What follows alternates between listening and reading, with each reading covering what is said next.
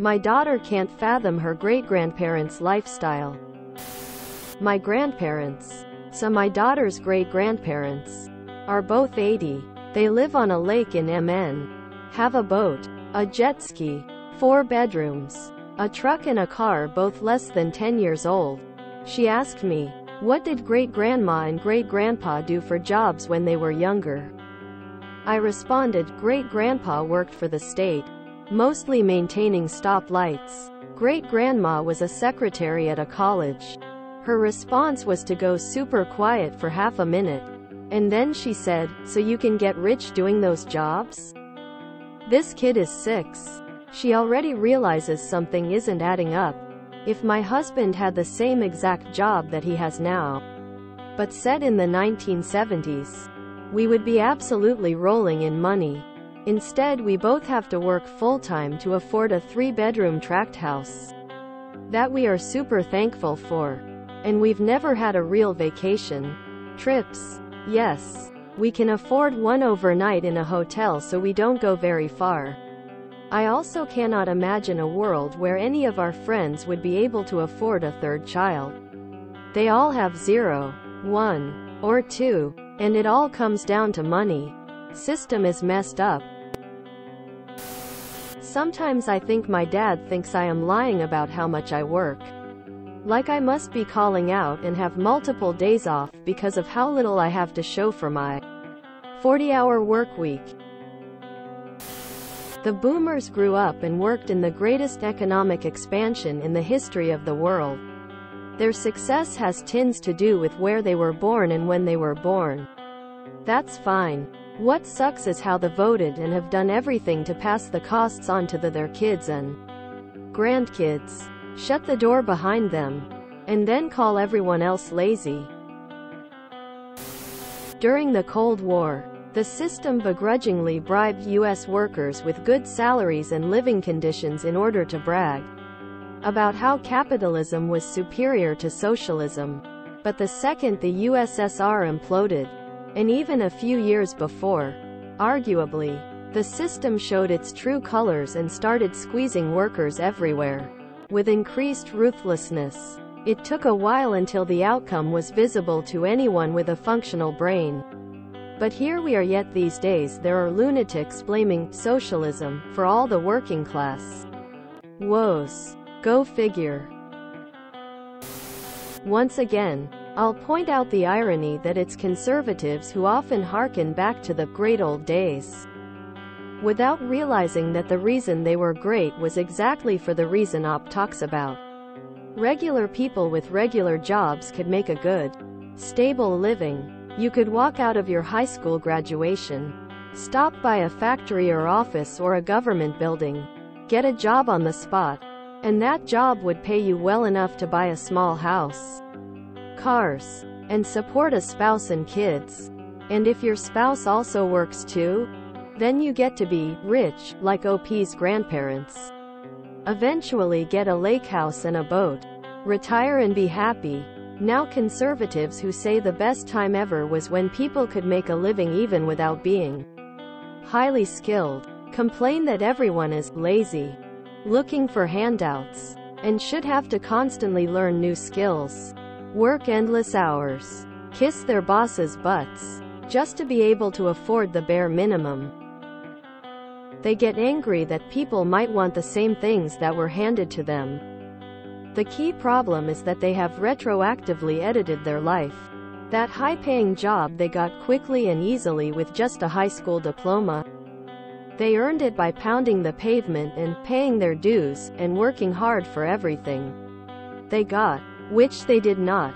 They simply lived in a time when the economy was balanced, and everyone could get a fair piece of it. On the other hand, all your struggling over a lifetime will help pay a fraction of the cost of the painting in the 3rd bathroom of the guest house of the vacation home owned by a billionaire who has never been there because he likes the other vacation home he has in town better. I'd say it would even out when that generation dies off and there's available real estate. But with foreign and corporate investments it won't happen. My kiddo had a similar observation. I'm freaking out trying to figure out how to help her get a home when she's older when we are already struggling. Smiling face with tear. Reagan killed the unions and everyone cheered. No looks where it's got us. My very uneducated uncle worked for a telephone company for his whole career and my aunt was a teacher. They're retired, in their 70s, and have a net worth of over $1 million. I make 6 figures and barely have a savings. It goes deeper. Every reform made in the 1900s is actively trying to be rolled back by the right, and they succeed. We need to realize that every legislation made, every civil disobedience attended, every scientific advance made, will be ignored, shut down, and reversed by the right. They simply cannot be reasoned with.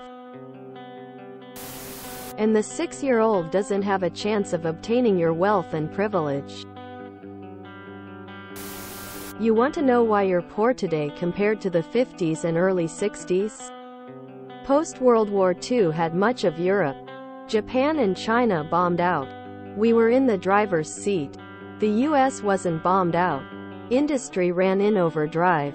Unions were strong. All that stuff started to change in the 70s. Add to that, go watch 60 Minutes about the DoD and that rip-off. There's many companies taking profits off your life. Politicians are paid off via super PACs. The GOP? If it wasn't for lies, cheating, gerrymandering and voter suppression, they wouldn't be in power. It's rule by minority and the Democrats couldn't organize a garage sale. My father saw the writing on the wall in the mid-70s. At 52 took his money and his life to a cheaper country to live in. Spent 25 years retired out of the country. Me? I'm on the work till I'm dead plan. Don't get me wrong. There's money to be made. Make a plan. Update it when needed and don't stick with a plan that's not working. I'm 4 years shy of being a boomer and I can't fathom that lifestyle. Doubt. I don't know how I feel about 3 or more kids. You have a good point to make about the difficulty of even getting by now. But considering the strain on resources, I think any more than 2 is a bit irresponsible. But I don't have kids. And it's just my impression. Haven't given it a whole ton of thought. TBF, having more than 2 children is the single most irresponsible thing you can do from an environmental perspective. Your grand jobs were probably unionized. How much money do you make? My roommate's dad is so stupid loaded and I don't understand it either. Especially the way he spends and the stupidly big house he has for just himself. Lol, I love the house but it's like 5,000 square feet, 2 stories with a finished basement, hidden rooms and whole bunch of nonsense. My grandfather was a butcher at a grocery store. This would have been late 40s when my parent was born. To his death in the early 70s, he was able to afford, on his income alone, a nice home on multiple acres of land in Southern California, horses and cows included. Absolutely impossible now. If you enjoyed this video, please check out our playlists full of similar content. Epicaricast is like doom scrolling for your ears. Please like, share, and subscribe.